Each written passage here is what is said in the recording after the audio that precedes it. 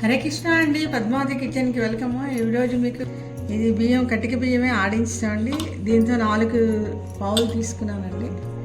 ఈ 4 పావులు తీసుకున్న తర్వాత ఇందులోని రుచికి సరిపడా ఉప్పు.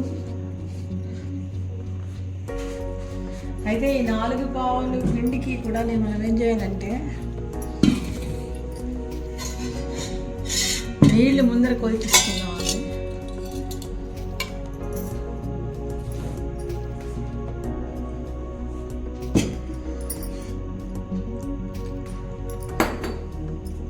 ఈ డబ్బుతోటి సరి నీళ్ళకి కొంచెం తక్కువ వేస్తాను.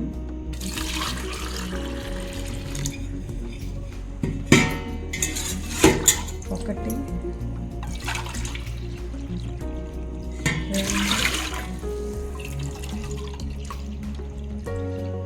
2, 3, 4కి తక్కువ వేస్తానండి. 3.5 వేసాను చూడండి, ఇలా వేసాను.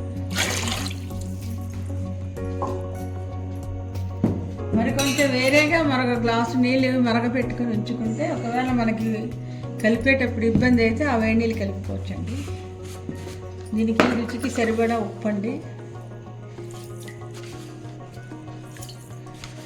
ఒక 2 చెంచాలు వేసానండి. అలాగే కలర్ కావాలి అనుకుంటే పసుపు వేసుకోవచ్చు, లేదా మీరు స్కిప్ చేసి వచ్చి మీ ఇష్టం అది. వామండి,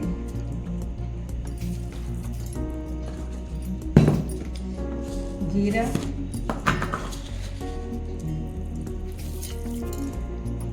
కారం అండి. ఇక ఈ చెంచాతోటి 2 చెంచాలు వేస్తాను. ఈ గ్లాసుని పెసరపప్పు వేస్తానండి. ఇక 100 మినపప్పు వేస్తున్నాను. అలాగే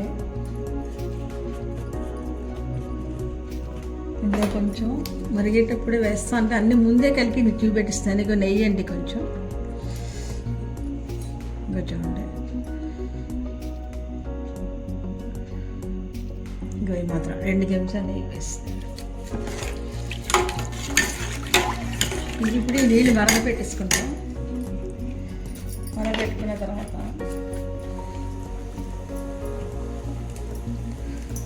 కొంచెం ఇంగు కూడా వేస్తానండి, పప్పు చూడలేదు కదా.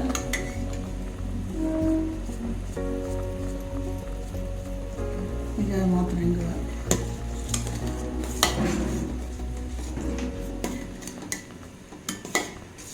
నీళ్ళు కలపడం మరిగిపోయింది. ఇప్పుడు పిండి జాగ్రత్తగా వేసుకోవాలి కలపకుండా.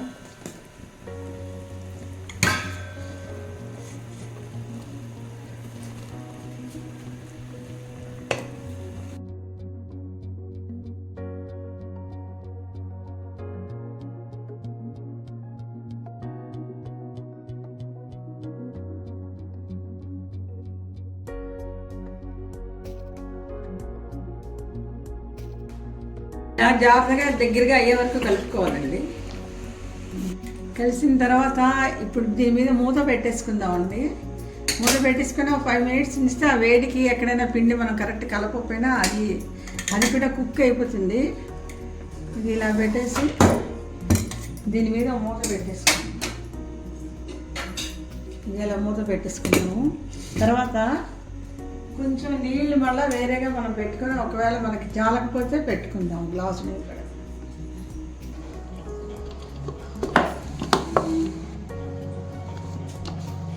ఇంకోటండి, మొత్తం గిన్నెలో పిండి అంతా కూడా ఈ విధంగా తీసేసుకుని కొంచెం వేడి ఉన్నప్పుడే కొంచెం చేతికి నూనె రాసుకుంటూ కలుపుకొని కొంచెం చెయ్యి కూడా తడి చేసుకోవచ్చండి మధ్యలోనే. ఆ వేడి ఓర్చుకోలేకపోతే ఎక్కువ నీళ్ళు తెల్ల నీళ్ళు పోసుకుండా ఎక్కడ ఉండలు కాయలు లేకుండా బాగా పేడించాలండి.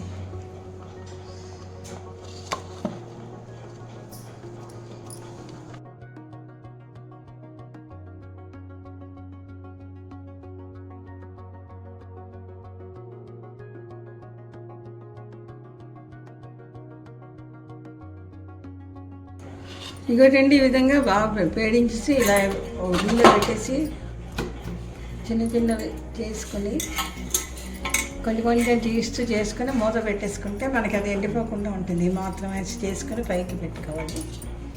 పెట్టుకొని గిన్నె మూత పెట్టేసుకున్నామంటే అది ఆరకుండా ఉంటుంది. ఇప్పుడు మనం చేయకూడదు.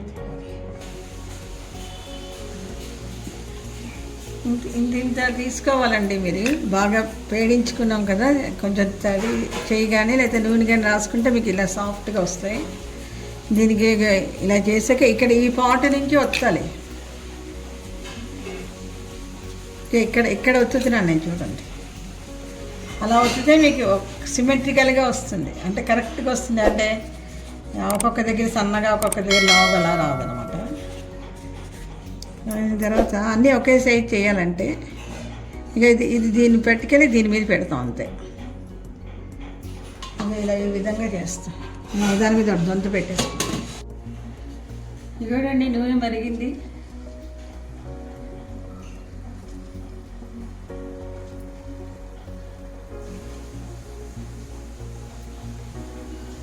వేసేటప్పుడు హైలో నూనె వేసాక కొంచెం మీడియంలో పెట్టుకుంటే మీకు గుల్లగా వస్తాయండి.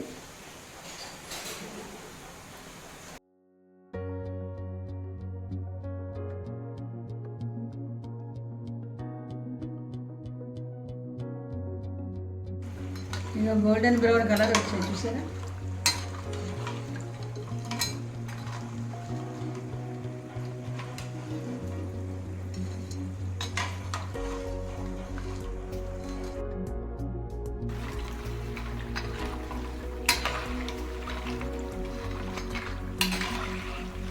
ఇదిగోండి ఇంకొక నిమిషం వేగాలి. ఇలా ఈ కలర్ వస్తే వేగినట్టు.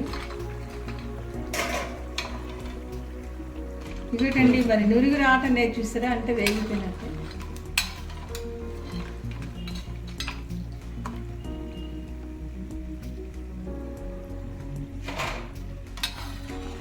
ఇదిగోండి గుమగుమలాడుతూ పప్పు చేగోడీలు రెడీ అయిపోయి ఇక విరిపి చూస్తే చూడండి ఎంత క్రిస్పీగా వచ్చాయి. ఇవ్వండి ఇక లోపల చూసారా ఇలాగా హోల్ వచ్చిందంటే మీకు అది క్రిస్పీగా ఉన్నట్టు అనమాట. మీరు కూడా ట్రై చేసి కామెంట్ చేయండి, సపోర్ట్ చేయండి. సబ్స్క్రైబ్ చేయకపోతే చేస్తాను అనుకుంటున్నాను. హరే కృష్ణ.